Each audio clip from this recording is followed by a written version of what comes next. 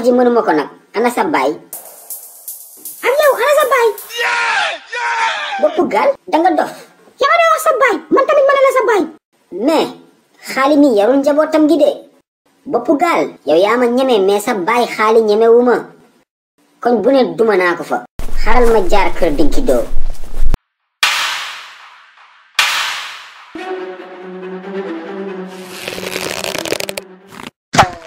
hey way sama nday toj na sama cuukal bi génn leen waa ko ngi génn leen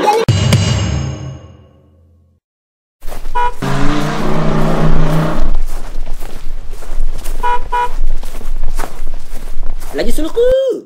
ma dimbali xaali mon ami chaque jour mën na la yaral sa doom ji dafa réew Amadou lu mu def ti ah bon xamoo lu mu def déedéet il m'a lancé un lasper dans le cuukal xoolal sama bopp bi Amadou mu def lii la jotik moom jotewuñu dara yow laa doon seet ne ko bopp gaal ana sa baay di ñibbi mu dor ma lasper lu tax nga koy wax bopp gaal mais xale bopp bee ngand te gudd ton fils a une tête de pirogue accepte les décisions de Dieu lagi sulku mag bu réew nga mais xale yaa ma gën a réew yow léegi sax nga ma ñeme xam nga ma on a fait les deux guerres ensemble su fi tali mosoon génn bali tàq sama ginnaaw ngay làqatu waxoo dëgg man je suis le lion lion buy wax olof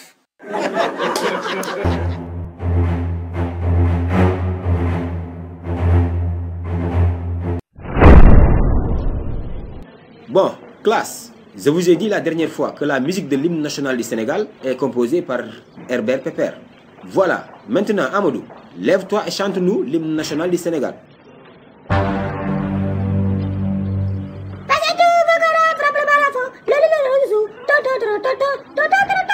Hey, Amadou, c'est quoi ça? C'est quel hymne national ça? hymne national du Sénégal laa lay wax. Mais, vas-y, chante encore, on écoute.